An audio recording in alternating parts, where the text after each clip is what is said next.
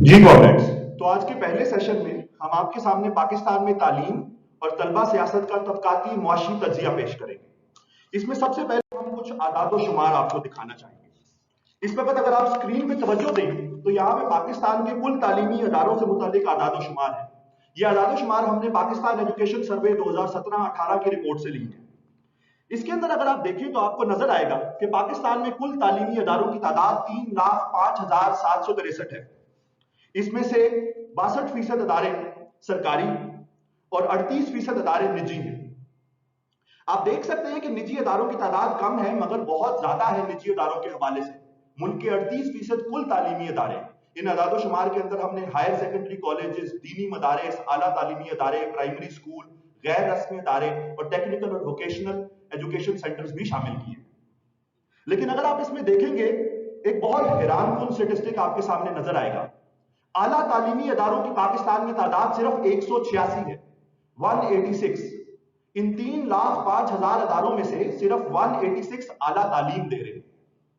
इनमें पढ़ने वाले तलबा की अगर तादाद लगाएं तो पाकिस्तान में जो तमाम तलबा हैं उनका सिर्फ 3% आला तालीमी अदारों में तालीम हासिल कर सकता है।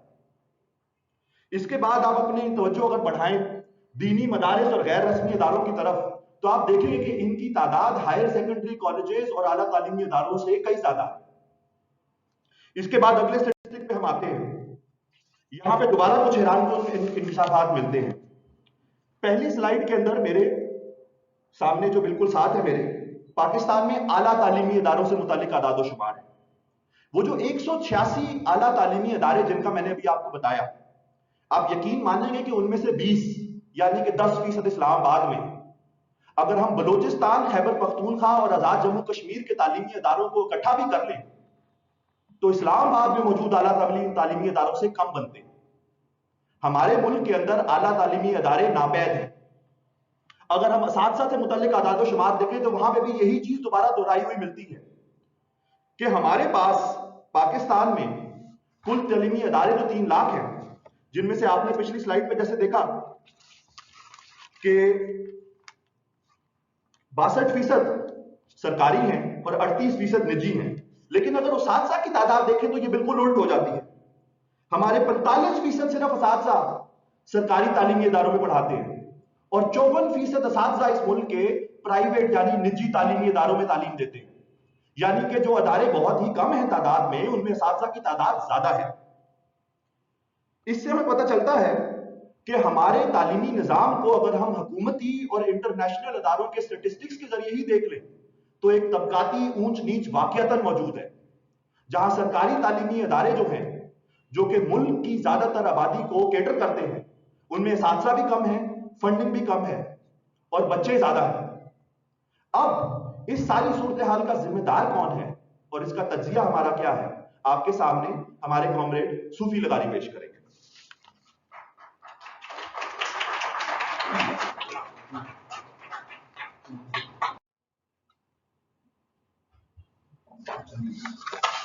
तो अस्सलाम वालेकुम। तो जी कॉमरेड उमर ने आपके सामने तमाम तफसीलात रख दी हैं कि पाकिस्तान में तलीमी इदारे कितने हैं और कितने मयारी तलीम दे रहे हैं और कितने गैर मयारी तलीम भी दे रहे हैं, और फिर मदारिस की तादाद भी बता दी है कॉमरेड उमर ने। बल्कि ये बड़ी रिसर्च है आप सबके लिए और हम सब के लिए भी कि हमें पता चल जाएगा कि इस मुल्क में तलीम को लेकर ना सिर्फ हुकूमती इदारे बल्कि हम खुद कितने सीरियस हैं।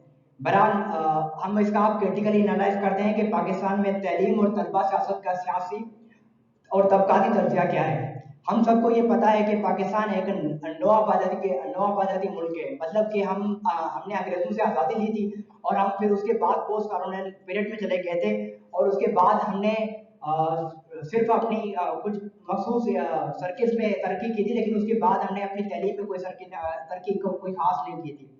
खैर उसके बाद अगर हम पाकिस्तान में कोई तलबा सियासत जितनी भी हो रही थी 1 यूनिट के दौर में हो रही थी और उसमें सिंध का बड़ा नाम है। पंजाब से मूवमेंट उठी थी स्टूडेंट्स की, बंगाल के स्टूडेंट्स ने कमाल की मूवमेंट उठाई थी अपनी बंगाली ज़बान को लेकर। लेकिन क्या हुआ कि ज़ियाउल हक की हुकूमत आते आते ही तलबा सियासत पर बैन लग गया था 1986 में। उसके बाद उसमें जो अहम और हम पॉइंट आपके सामने खड़ी है यहाँ पर स्लाइड पर, आप ये देख सकते हैं कि ये हमने पॉइंट कवर करने हैं और इन पे बात करनी है। आगे हम चलते हैं और आगे अगली पॉइंट पर हम बात करेंगे। अच्छा, उसमें सबसे अहम जो इशू है कि जैसे ही तलबा सियासत में बैन लगी पाकिस्तान में, तो पाकिस्तान के अंदर तैलीम जो है ना दिन ब दिन महंगी होती जा रही है। इस वक्त तो ये कंडीशन है कि हम तैलीम को प्राइवेट किया जा रहा है और हम किसी सूरत पर भी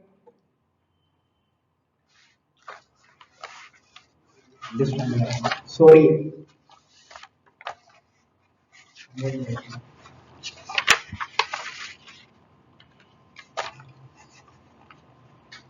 अच्छा, इसमें न सिर्फ महंगी तलीम है बल्कि गैर मयारी तलीम भी है, ये हमने देखना है। महंगे दामों पर हमें तलीम तो दी जा रही है, लेकिन घटिया किस्म की तलीम, नाकुस किस्म का तलीमी निज़ाम और नाकुस किस्म का तलीमी सिलेबस हमें पढ़ाया जाता है और सहूलतों का फकदान है। हम सबको पता है कि मुल्क की यूनिवर्सिटी से लेकर, जो गवर्नमेंट यूनिवर्सिटी से लेकर जो गवर्नमेंट स्कूल हैं और कॉलेजेस है, उसमें भी स्टूडेंट्स को तरह तरह के मसाइल होते हैं। ट्रांसपोर्ट से लेकर वहाँ पर फूड का इशू है, पानी का इशू है और वहाँ पर हॉस्टल्स का इशू है।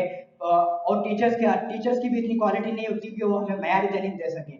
उसके बाद जो ट्यूशन सेंटर्स है और प्राइवेट यूनिवर्सिटीज है, निजी यूनिवर्सिटीज है, वो तो हम एक मिडिल क्लास का या लोअर क्लास का स्टूडेंट कभी भी किसी भी तौर पर अफोर्ड नहीं कर सकता। मसलन हम अगर सिंध को देखकर बात करें तो सिंध यूनिवर्सिटी की फीस पिछले 3 सालों में कितनी बढ़ाई गई है। मैं खुद सिंध यूनिवर्सिटी में पढ़ता हूँ और मेरे साथ यहाँ पर सिंध यूनिवर्सिटी के काफी स्टूडेंट्स आए हैं, उनको ही पता है कि विद इन 2 ईयर्स यूनिवर्सिटी की फीस 50% बढ़ गई है। और ये हम जो लोअर क्लास का और वर्किंग क्लास का स्टूडेंट है या मिडिल क्लास का स्टूडेंट है, वो कम से कम अफोर्ड नहीं कर सकता। उसके बाद अगर हम आगे जाएं तो हम देखते हैं कि जब से स्टूडेंट यूनियन पे बैन हुआ है, तब से जो है ना तलीमी इदारों में असातिज़ा का इस्तेसाल शागिर्दों के लिए बढ़ता जा रहा है। वो ऐसे कि हमारे मार्क्स से लेकर हमारे नंबर तक, हमारी ट्यूशन से लेकर हमारी फीस तक और सारे क्लास के जो मामला है, प्रेजेंटेशन से लेकर मिड तक, वो सारे हमारे टीचर्स के हाथ में। और हमने फेस भी किया है बाकायदे। सारे स्टूडेंट्स इस बात को मतलब जानते हैं कि किस तरह वो क्लास में फेवरेटिज्म का भी शिकार होते हैं और डिस्क्रिमिनेशन वो फेस करते हैं। तो उसके बाद जो है ना वो मयार का कंट्रोल ना करना। हम देखते हैं कि हमें जो सिलेबस पढ़ाया जाता है उसमें तो किसी किस्म का मयार नहीं है। सिंगल नेशनल करिकुलम अभी जो कबूल हुआ है और तब्दीली सरकार ने हमारे ऊपर लागू कर दिया, उसकी ये कंडीशन है कि सिंध ने तो उसे रिजेक्ट कर दिया है। लेकिन जहाँ पर भी सिंगल नेशनल करिकुलम पढ़ाया जा रहा है उसमें अगर आप देखें तो वहाँ पर उन्होंने साइंस से लेकर मैथ तक हर चीज को इस्लामी बनाने की भरपूर कोशिश की है। भाई अगर आपने साइंस ही पढ़ानी है तो आप साइंस अलग तरीके से पढ़ाएं। आप इस्लामियात भी पढ़ा रहे हैं, आप पीएस भी पढ़ा रहे हैं, आप सिंधी, उर्दू और जितने भी सब्जेक्टिव लैंग्वेज है उनके सब्जेक्ट में आपने इस्लामियात को शामिल कर रखा है। हम इस्लाम के तो कतई तौर पर एंटी नहीं हो सकते, हम खुद मुसलमान हैं, लेकिन हम घर में भी अपनी तालीम लेकर आते हैं, मदारस में भी पढ़ते हैं और हम सब भी बचपन से लेकर वो दीनी तालीम घर से हासिल करके आते हैं। फिर हमें वो पीएचडी तक तकरीबन पढ़नी पड़ जाती है, न सिर्फ इस्लामियात बल्कि पाकिस्तान से भी पढ़नी पड़ जाती है और उसके अलावा बाकी जितनी जो ये पढ़ाना चाहते हैं हम पढ़ते हैं और कोई मयार नहीं है। और फीसों का कंट्रोल, फीसों का तो मैंने पहले भी आपके सामने जिक्र कर दिया था। हम सब इसके विक्टिम हैं, स्टूडेंट्स जितने भी बैठे हैं वो सारे इसके विक्टिम हैं। अभी सिंध यूनिवर्सिटी ने जो नई ईयर की एडमिशन आई है उसके अंदर फीस उन्होंने लिए था 32,000 पर सेमेस्टर के हिसाब से, जो कि पिछली साल 19,000 थी, अब 32,000 हो गई। ये हमारे लिए बड़ी है। और हॉस्टल की फीस भी ये बढ़ाते जा रहे हैं। इनकी तो यही पॉलिसी है, इनका तो यही मंशूर है कि कैसे भी करके जो गरीब शागिर्द हैं वो ना पढ़ पाए तो बेहतर है। उसके बाद अगर हम देखते हैं कि निजी जो प्राइवेट तालीम हम हासिल करते हैं उसके अंदर कितना गैर मयारी निसाब या गैर मयारी तालीम हमें दी जाती है। अच्छा, उसमें हम देखते हैं कि हमें किसी भी जनरल डिसिप्लिन में जनरल काउंसिल की डिग्री नहीं मिलती, जो कि प्राइवेट सेक्टर में मिलती है। प्राइवेट सेक्टर की जितनी भी हम डिग्री लेते हैं वो न सिर्फ महंगी होती है बल्कि उसकी मतलब लिमिटेड सीटें होती है और लिमिटेड स्कोर्स और लिमिटेड सब्जेक्ट्स होते हैं वही देते हैं। उसके अलावा अगर हमारी अपनी अगर हम किसी सोशल साइंस में पढ़ना चाहे या कोई और तो वो ज़्यादा महंगे दामों में मिलती है और उसका मयार ना होने के बराबर है। और इसी का जो सरकारी तालीम इदारों से लाताल्लुक हो जाना, ये सबसे बड़ा अलमिया है पाकिस्तान के अंदर और हमारे मुल्क में। हम देखते हैं कि जो एलिट क्लास के स्टूडेंट्स हैं उनके पेरेंट्स उन्हें गुना विचर से लेकर बिगन हाउस तक और इतने बड़े स्कूलों में इतने बड़े स्कूल में और आर्मी के इदारों में पढ़ाते हैं। लेकिन जो हम जैसे स्टूडेंट्स होते हैं वो सिर्फ प्राइमरी स्कूलों में पढ़कर आते हैं और फिर मिडिल स्कूल में पढ़कर आते हैं, ना सिर्फ फिर उनके सामने एक लैंग्वेज बैरियर भी पैदा हो जाता है कि आपकी इंग्लिश कमजोर है, आपकी फिलहाल कमजोर है, आपकी फिलहाल, इस हिसाब से भी हमें वो काउंटर करना शुरू कर देते हैं। क्योंकि क्योंकि एलिट क्लास का कभी भी हमारी तहरीक के साथ या हमारे तबके के मफाद के साथ कभी भी कोई ताल्लुक नहीं रहता। वो अपने बच्चों को महंगी और मयारी तरीन देते हैं, लेकिन हमारे लिए ना सिर्फ वो एक दकानी सिलेबस और इस तरह से एक थर्ड क्लास और जो रिजेक्ट किया हुआ सिलेबस है वो हमें पढ़ाते हैं और हमें पीछे टिकाने में उन्हें, लेकिन हम देखते हैं कि जो भी वर्किंग क्लास है और लोअर क्लास के स्टूडेंट्स आते हैं उनमें क्रिटिकल जो मिडिल क्लास के स्टूडेंट से काफ़ी हद तक ज़्यादा होता है, मेजॉरिटी में अगर बात की जाए।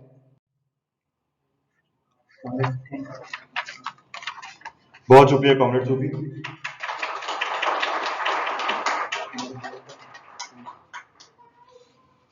बहुत शुक्रिया कॉमरेड सूफी। कॉमरेड सूफी ने आपसे बहुत सारी बातें की, उनका खुलासा अगर मैं पेश करना चाहूँ अगले सेक्शन में जाने से पहले, तो मैं कुछ इस तरह बताऊंगा कि जब पाकिस्तान आजाद हुआ तो उस जमाने में हम वाहिद मुल्क नहीं थे जो आजाद हुआ। उस वक्त डीकॉलोनाइजेशन की, यानी कि साम्राज्य से आजादी की एक बहुत बड़ी लहर दौड़ रही थी। मैं बात कर रहा हूँ 40, 50 और 60 की दिहाई की। उस जमाने में जो नए नए आजाद मुल्क हो रहे थे उनकी सबसे पहली तरजीह क्या थी?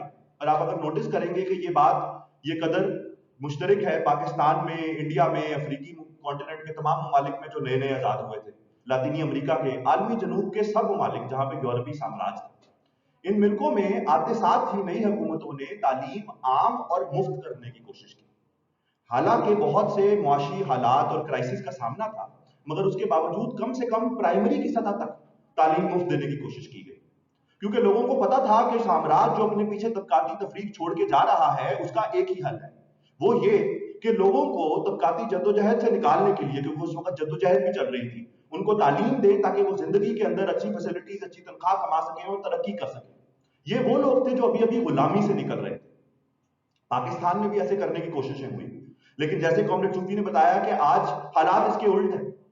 तालीम ना सिर्फ सस्ती मुफ्त नहीं है बल्कि सस्ती भी नहीं है, बहुत महंगी है।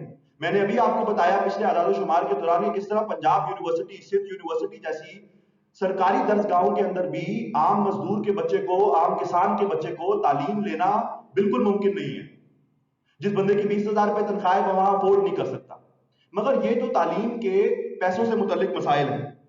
इसके अलावा आप ये भी ध्यान रखें कि यहाँ पे महंगे दाम और घटिया तालीम के साथ साथ जो तालीम अच्छी दी भी जा रही है, जिसको हम सो कॉल्ड अच्छी तंजीम तालीम कह सकते हैं, वो गैर मुल्की अदारों की यहाँ पे लोकल कैंपसेस बना के बगैर लैब्स और फैसिलिटीज के दी जा रही है। बड़ी बड़ी प्राइवेट यूनिवर्सिटीज के अंदर जहां सरकारी तालीमी इदारे मौजूद हैं, उन तालीमी इदारों के पास बजट का इतना फुकदान है कि उन तालीमी इदारों ने अपनी डिग्रियां प्राइवेट कॉलेजों को देने लग गए। यहाँ पे हमारे लॉ के बहुत सारे तालिब इल्म मौजूद हैं, इनसे पूछे इनमें पंजाब यूनिवर्सिटी में कितने पढ़ते हैं, शायद इनमें से कुछ पढ़ते हो, बहुत से नहीं पढ़ते होंगे। उनसे पूछे पंजाब यूनिवर्सिटी की डिग्री कौन कौन ले रहा है, सब हाथ खड़ा करेंगे। पाकिस्तान में क्या लाहौर के अंदर ही बीसीओ आपको इदारे मिल जाएंगे जो पंजाब यूनिवर्सिटी की लॉ डिग्री दे रहे हैं। आला सतह पर तो निजी तालीम वैसे ही नामुमकिन है। आप प्राइवेट सरमायाकारी से ओ लेवल, ए लेवल की तालीम तो दिलवा सकते हैं, मगर आला सतह पर तालीम दिलाना नामुमकिन है, क्योंकि उस सतह पर तालीम मुनाफा नहीं कमा सकती। वहां पे रिसर्च तहकीक के लिए पैसा देना पड़ता है, वहां पे दूर अंदेशी के साथ तहकीक करनी पड़ती है, ना कि जल्द अज जल्द छोटे छोटे कामों के लिए, किसी एक बिजनेसमैन की रिपोर्ट बनाने के लिए। इन्हीं चीजों पर मैं बात करूंगा अगले सेक्शन में, सरकारी तालीमी इदारों के मसाइल में। लेकिन इसके साथ साथ आप ये भी नोटिस करें कि यहाँ पे इस्तेसाल सिर्फ और सिर्फ तलबा का नहीं हो रहा, असातिज़ा का भी इस्तेसाल हो रहा है। जी हाँ, असातिज़ा को कम तनख्वाह मिलती है, उनकी एकेडमिक आजादी खत्म हो गई है। यहाँ पे हमारे अपने बहुत से असातिज़ा मौजूद हैं आज, डॉक्टर अजीम साहब, कॉमरेड इरफान और बहुत सारे लोग मौजूद हैं जो हमारे उस्ताद हैं। आप उनसे अगर पूछें कि आप यूनिवर्सिटी में पढ़ाते हैं, तो वहां पे आपको, मैं खुद एक यूनिवर्सिटी में पढ़ाता हूं, वहां पे कॉन्ट्रैक्ट टीचिंग का रवाज है। यानी कि बजाय इसके कि तालीमी अदारे बाकायदा किसी एकेडमिक को नौकरी दें और उससे रिसर्च करवाएं और उससे बच्चों के मुस्तकबिल के ऊपर मेहनत करवाएं, वो उसको छोटे छोटे कॉन्ट्रैक्ट पे घंटे घंटे की क्लास के लिए कम कम तनख्वाह देके हायर कर लेते हैं। फीसों का कंट्रोल हो ही नहीं रहा, क्योंकि सरकारी तालीमी बजट कम है तो पैसे इकट्ठे करने के लिए फीसें बढ़ाई जा रही हैं। इसी वजह से हम अब सरकारी तालीमी इदारों के कुछ मसाइल देखेंगे। ये जो अदाद-ओ-शुमार आपके सामने नजर आ रहे हैं, ये बहुत ही इंटरेस्टिंग है। ये अदाद-ओ-शुमार हमने वर्ल्ड बैंक की हालिया रिपोर्ट से लिए हैं। वर्ल्ड बैंक मुल्की बजट्स के अंदर तालीम के ऊपर कितना हिस्सा जाता है उसका रिकॉर्ड रखता है। पाकिस्तान के अंदर तमाम सालों का रिकॉर्ड मौजूद नहीं है, क्योंकि बीच में मार्शल लॉ की वजह से बहुत सारे सालों के अंदर स्टेटिस्टिक इकट्ठे नहीं किए जा सके। लेकिन हमारे पास यहाँ पे 1999 से लेकर 2017 तक बीच में कुछ साल मिसिंग है, बाकी तमाम आदाद-ओ-शुमार मौजूद है। आप अगर ध्यान दें यहाँ पे, तो गुज़िश्ता साल से सालाना तब्दीली वाला जो कॉलम है, उसके अंदर कुछ आदाद-ओ-शुमार के आगे माइनस का साइन लगा हुआ है। इसका मतलब ये वो साल थे जहां पे पिछले साल की निस्बत तालीमी बजट कम हुआ। ये हैरानकुन बात है, क्योंकि पाकिस्तान जैसे मुल्क में जहां पे आबादी बढ़ती जा रही है और तालीम का फुकदान है, कॉमन सेंस तो कहती है कि यहां पे हर साल सालाना तालीमी बजट के अंदर इजाफा होना चाहिए। लेकिन आपको यहां पे 5 से 6 साल ऐसे मिलेंगे जिनके अंदर कमी आई। मैं आपकी तवज्जो दिलवाना चाहता हूं इस तरफ कि ये साल कौन से थे। आप देखते हैं पहली कमी यहां पे आती है 0.45% की 1999 में। 1999 में क्या हुआ था? मार्शल लॉ लगा था, लेकिन उसके अलावा क्या हुआ था? 1999 के अंदर हमने आईएमएफ से अपना शायद चौथा या पांचवा स्ट्रक्चरल एडजस्टमेंट प्रोग्राम लिया था। उसकी शराइत के मुताबिक हमें पब्लिक सेक्टर की फंडिंग कम करनी पड़ी, यानी कि वो तमाम खर्चे जो सरकार इंसानों की, अवाम की फलाह बहबूद पे लगाती है, उनमें कमी करनी पड़ी। तालीम उसमें से एक बहुत अहम खर्चा है, इसके साथ साथ हेल्थ के बजट में भी कमी आई। इसी तरह आप देखते हैं दोबारा 2000 के बाद बढ़ना शुरू हो जाता है, और 2008 के अंदर जब मुशर्रफ आमरीत खत्म होती है और पीपल्स पार्टी की हुकूमत आती है, तो कर्जे दोबारा इतने बढ़ चुके होते हैं कि दोबारा से जमहूरी हुकूमत को स्ट्रक्चरल एडजस्टमेंट प्रोग्राम लेना पड़ता है आईएमएफ का, यानी कि एक नया 4 से 7 बिलियन डॉलर का कर्जा। उस कर्जे की शराइत के तौर पे दोबारा से उन्हें अगले 3-4 साल लगातार तालीमी बजट के अंदर कमी करनी पड़ती है। अच्छा, उसके बाद क्योंकि दूसरी जमहूरी हुकूमत आती है, हालात थोड़े साजगार होते हैं, बजट थोड़ा थोड़ा दोबारा बढ़ने लगता है, लेकिन फिर से आपको नजर आता है कि 2014 के अंदर दोबारा से कमी आती है। और हालिया जो हमने आईएमएफ से लोन लिया 2017 में इमरान खान की हुकूमत के आते साथ ही, उसमें आखिरी कमी पेश आती है। एक मुल्क के अंदर अगर बजट में इस तरह से तालीम में कमी हो रही हो, तो सवाल यह बनता है कि तलबा, उस्ताज़ा, अवाम उठ क्यों नहीं जाते कि हमारा तालीमी बजट बढ़ाया जाए।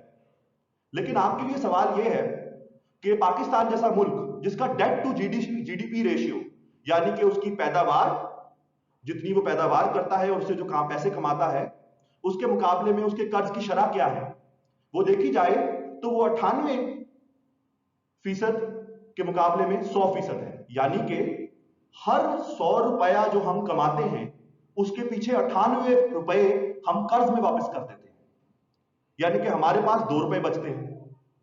अब आप सवाल पूछेंगे, आपने पूछा नहीं, लेकिन मैं देख सकता हूं बहुत लोग सोच रहे हैं 2 रुपए में कौन सा मुल्क चलता है, कोई भी नहीं चलता। इसीलिए तो हमें हर साल नए से नया कर्जा लेना पड़ता है। जब नया कर्जा लेते हैं तो हम और मकरूज हो जाते हैं, यानी कि ये डेट टू जीडीपी रेशियो और बढ़ता जाता है। पता नहीं वो कौन सा दिन होगा, हो सकता है एक ऐसा दिन आ जाए कि जब हम सारे का सारा 100 रुपया कमा के 100 रुपया ही बाहर दे दें। मगर इससे बात एक तो साबित हो जाती है कि अगर हम कहें कि पाकिस्तान को 47 में आजादी मिल गई और ये खुद मुख्तार मुल्क बन गया, तो ये गलत है। हमें खुद मुख्तार मुल्क है ही नहीं, क्योंकि हमारा तो इन्हिसार आज भी आईएमएफ, वर्ल्ड बैंक, अमेरिका साम्राज्य के कर्जों के ऊपर मौजूद है। इसी वजह से सरकारी तालीमी इदारों के अंदर बहुत से मसाइल चल रहे हैं। अगर इनमें से कुछ चुनिंदा मसाइल का मैं जिक्र करूं, तो हम देखते हैं कि 1980 की दिहाई के बाद से हमारे तालीमी इदारे, खासतौर पर सरकारी तालीमी इदारे, लिबरलिज्म के मॉडल से नियो लिबरल मॉडल पे गए। आज के दूसरे सेशन में जहां पे हम सियासत का जायजा लेंगे, हम समझेंगे कि किस तरह से ये मॉडल में चेंज आया सोवियत यूनियन के इंहदाम के बाद। मगर अभी के लिए हम उसके मुआशी पहलुओं के ऊपर गौर करते हैं। जब यूनिवर्सिटियां लिबरल से न्यू लिबरल मॉडल की तरफ जाती हैं, तो यूनिवर्सिटियों में तालीमी बजट कम होने की वजह से यूनिवर्सिटियों को फीसें बढ़ानी पड़ती हैं। इसी जमाने में आप देखते हैं, आप तमाम यूनिवर्सिटी के तालिब इल्म यहां मौजूद हैं, आपने देखा होगा पिछली 2 दहाइयों के अंदर किस तरह से सेल्फ फाइनेंस की सीट्स में इजाफा हुआ है। पहले ये नहीं होती थी, आहिस्ता आहिस्ता इंट्रोड्यूस हुई, और अब तो बढ़ती इतनी चलती जा रही है कि हर तीसरा बच्चा जिसका ग्रेड मेरिट नहीं होता, मगर वो अफोर्ड कर सकता है तालीम, और मुतवसत तबके से या उचले तबके से आता है, वो पैसे देके सेल्फ फाइनेंस के ऊपर वो सीट भी ले लेता है, जहां पे आगे ही तालीमी इदारे कम होने की वजह से मुल्क के तमाम बच्चों के लिए सीटें नहीं है। जैसा कि हमने बताया, सिर्फ 3% पाकिस्तान के बच्चे आला तालीमी इदारों में तालीम हासिल कर रहे हैं, 3% तलबा। जब यहां पे फीसें कम होती जाती हैं, तो सरकारी यूनिवर्सिटियों के साथ हाल क्या पेश आता है? एक चीज तो यह होती है कि क्योंकि इन यूनिवर्सिटियों ने अब कहीं से तो पैसे इकट्ठे करने, तो फीसें बढ़ाने के साथ साथ ये प्राइवेट कंपनियों से, सरमायादारों से फंडिंग वसूल करने लगती है। सरमायादार की फंडिंग भी आईएमएफ की फंडिंग की तरह शराइत के साथ आती है। तो सरमायादार जब फंडिंग देता है तो वो बिजनेस सेंटर बनाने के लिए देता है। वो कहता है इस यूनिवर्सिटी के अंदर सेंटर बनाओ, वो सेंटर इस चीज की तहकीक करे और इस तहकीक के मैं पैसे दूंगा। इसका मतलब यह हुआ कि वो तमाम चीजें जो सरमायादारों की नजर में और इस निजाम की नजर में गैर जरूरी हैं, यानी कि अच्छी फिजिक्स की तालीम, अच्छी मुआशियात की तालीम, सोशियोलॉजी, हिस्ट्री, मजाहिब की तालीम, ये तालीम का बजट बिल्कुल खत्म हो जाता है। इसी वजह से आज हम देखते हैं कि जहां बिजनेस सेंटर्स और एमबीए डिग्रीज की तो भरमार लगी हुई है, हिस्ट्री की डिग्री, कानून की डिग्री, उनकी ना सिर्फ क्वालिटी में कमी आ रही है बल्कि उनकी तादाद में भी कमी आ रही है। रिसर्च फंडिंग जो हमें एनजीओ, बिजनेस सेंटर्स और इदारों से मिलती है, उस फंडिंग का मकसद होता है दूरअंदेश तहकीक करने की बजाय फौरी जरूरत की तहकीक करना। यानी कि हमें इस रिपोर्ट को दिखाने के लिए, ये स्टेटिस्टिक्स इकट्ठे करने के लिए, ये रिपोर्ट आप अगले हफ्ते, अगले महीने तक दे दें। यानी कि वो तहकीक जो इदारों का काम है कि हम सब के फ्यूचर के लिए करें। कोरोना आया, उसकी वैक्सीन की दरियाफ्त के लिए रिसर्च करें, कई कई साल लग जाते हैं, 8-8, 10-10 साल लगा के रिसर्च करें तो कोई एक वैक्सीन बनती है। आप यकीन मानिए कि जब कोरोना आया तो पाकिस्तान के अंदर वायरल मेडिसिन बनाने के लिए एक अदारा मौजूद नहीं था। हमें इसीलिए पता करना पड़ा कि क्या इंडिया या चाइना हमें सस्ती वैक्सीन बेच देगा अगर इजाद हो भी गई। हम तो शुक्र करते हैं कि कुछ एक्स्ट्रा बन गई मगरबी ममालिक पे और हमें किसी तरह से खरीद के एड के जरिए मिल गई, नहीं तो कोरोना वैक्सीन हमारे तक आती, इसमें भी किसी को शोर नहीं था।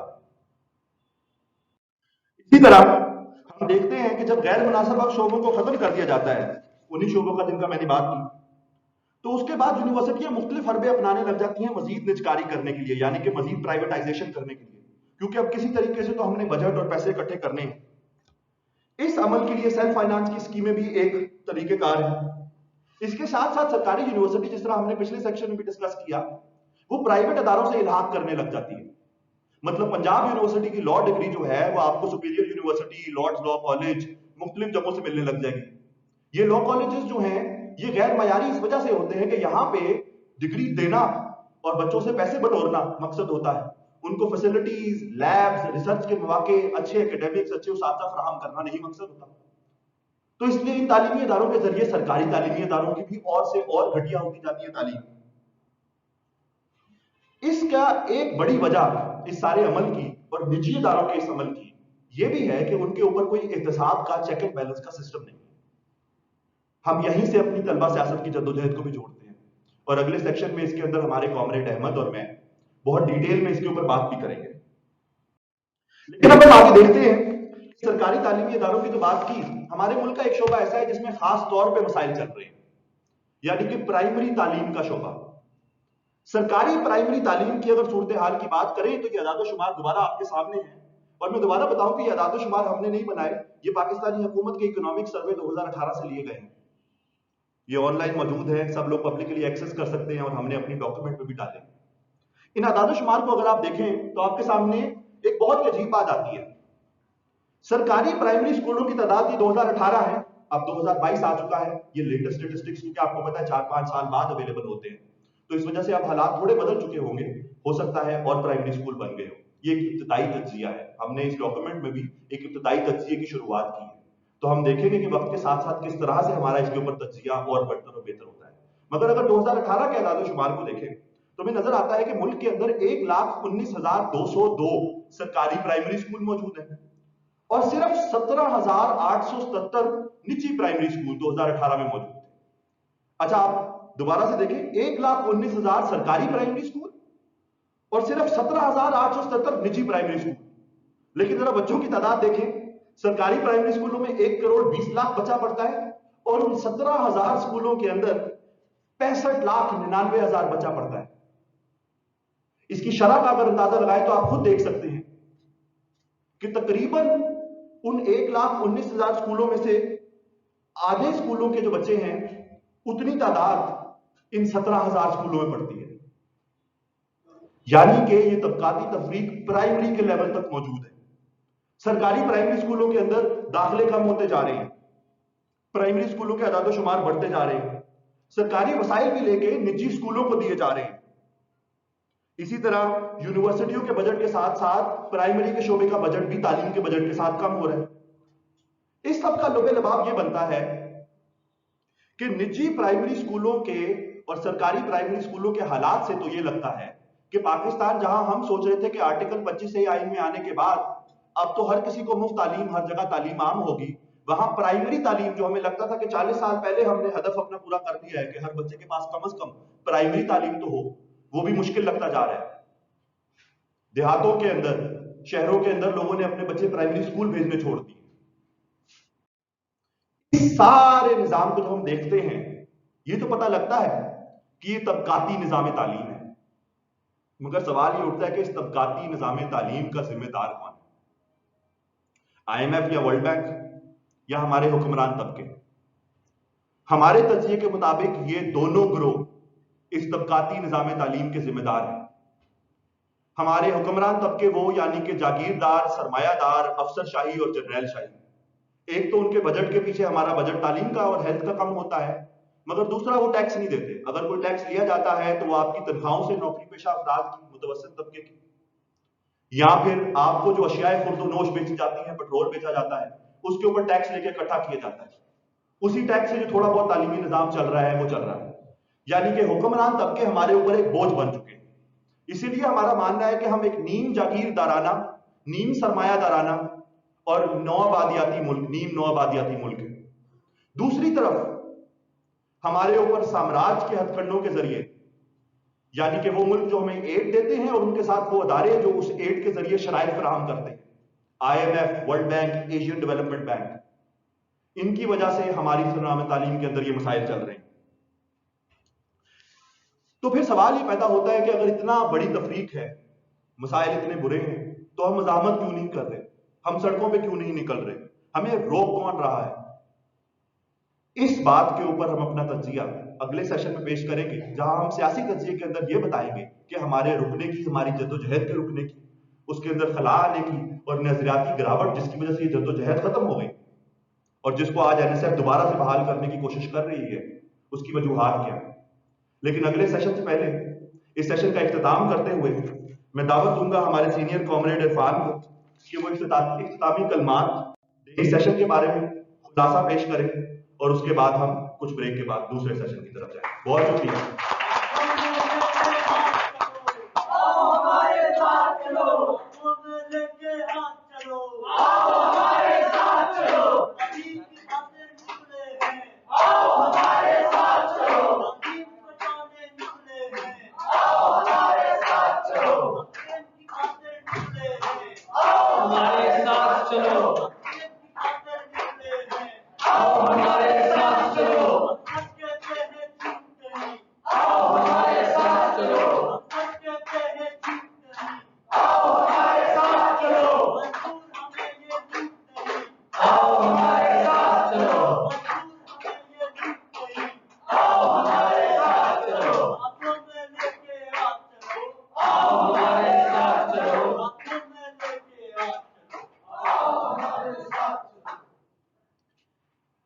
शुक्रिया दोस्तों, साथियों, आपने आज के इस कन्वेंशन में दावत दी। मैं सबसे पहले NSF की आज के कन्वेंशन की ऑर्गेनाइजिंग टीम को, इन तमाम साथियों को जिन्होंने आज का ये खूबसूरत सेशन जो है वो ऑर्गेनाइज किया, उनको तहे दिल से मुबारकबाद पेश करता हूँ कि आपने एक बहुत शानदार और एक बहुत ही एक ऐसी जो जब हम NSF कर रहे थे तो इस तरह में आज ये तज़किया और इस तरीक़ाकार देख के बड़ा खुश हुआ कि एक इनकलाबी तंजीम का जो तरीक़ाकार जैसे होना चाहिए था, जो रवायत हमारे इनकलाबी तंजीमों में नहीं थी, NSF ने आज उसकी शुरुआत जो है वो की है, तो इसके लिए आपने तो हमें इसी जो एकेडमिक रिगरस है, इसी के साथ अपने तज़किए को बिल्ड करने की ज़रूरत है, इसी रिगरस के साथ और इसी एकेडमिक पस मंज़र के अंदर चीज़ों को बिल्ड करने की ज़रूरत है। लेकिन इसके साथ साथ जिस तरह से हमारी सियासत जो है वो हो चुकी है, तलबा सियासत खास तौर पे, उससे किस तरह से निपटना है, यहाँ पे किस तरह से हज़ारादार ग्रोह जो हैं वो मौजूद हैं, तो उसके ऊपर भी हमें एक स्ट्रेटेजी जो है वो बनानी है तालीमी इदारों के अंदर काम करने के लिए। हमें वो ज़्यादातर ग्रोह बाएं बाजू के, ज़्यादातर ग्रोह वो दाएं बाजू के कौम परस्त, फाशिस्ट, मजहबी और इस तरह की जो तंजीमें हैं तालीमी इदारों में, उनका सामना करना है। तो उसके लिए हमारा तंजीमी डिसिप्लिन किस तरह से हम बनाएंगे, उसके ऊपर भी एक हमें अगले सेशन में बात करेंगे।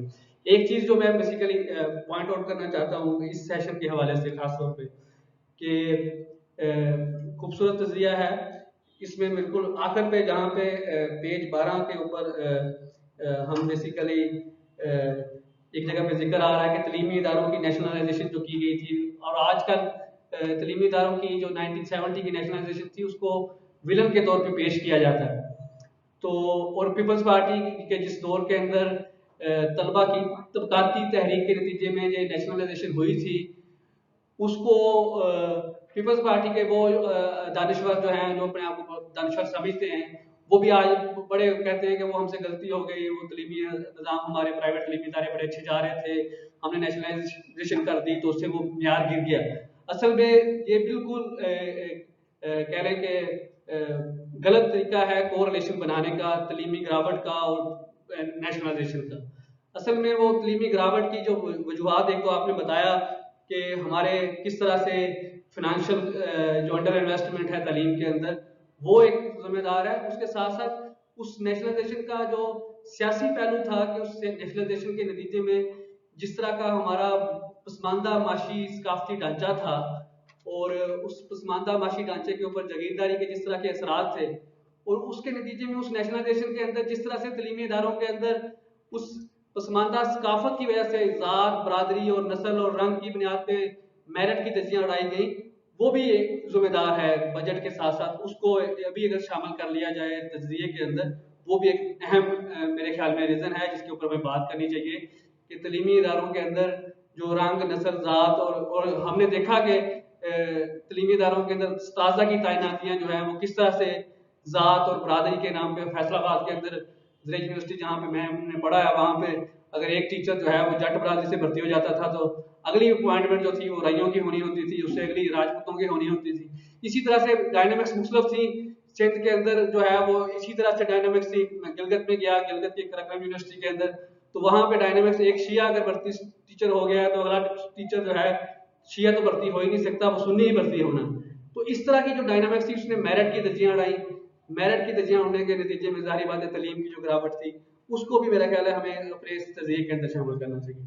तो इसके अलावा मेरा ख्याल है कि इस खूबसूरत प्रेजेंटेशन उमर ने दी है, इसके अलावा इसके अंदर बहुत ज़्यादा ऐड करने के लिए मौजूद चीज़ है नहीं। तो एक चीज़ का मैं अहाता करता चलूँ कि अगर इसका थोड़ा सा जिक्र कर दिया जाए कि पाकिस्तान का जो आइन है वो हमें गारंटी देता है हमारे तलीमी हर शहरी के तलीमी हकूक़ की गारंटी जो है वो पाकिस्तान का आइन देता है। और पाकिस्तान के आइन के तहत हमारी जो डिमांड है कि तमाम तालिब इल्म के लिए यकसा म्यारी और तालीम जो है वो होनी चाहिए, और सबके लिए एक जैसी तालीम होनी चाहिए, जिसकी गारंटी पाकिस्तान का आइन देता है। और हमारी जो डिमांड आइनी डिमांड है, और ये जो तबकाती खलीज पैदा की हुई है इस हुक्मरान तबके ने, और तलीमी सिस्टम के अंदर वो तबकाती खलीज हमें नज़र आती है इन तलीमी इदारों के अंदर। तो उस तलीमी तबकाती खलीज को ख़त्म करना जो है वो एक तबकाती सियासत से मुमकिन है, एक तबकाती जदोजहद से मुमकिन है। और वो तबकाती जदोजहद NSF का असासा है, और NSF वो तबकाती जदोजहद जब से NSF का वजूद आया बना DSF, और DSF के बाद NSF का जो वजूद है वो NSF ने मुख्तलिफ अदवार में उस तबकाती जदोजहद का आलम उठाया है, और इंशाल्लाह NSF उस कुकनस की मानद जो है वो तबकाती आलम उठाएगी और इस जदोजहद को आगे बढ़ाएगी। शुक्रिया।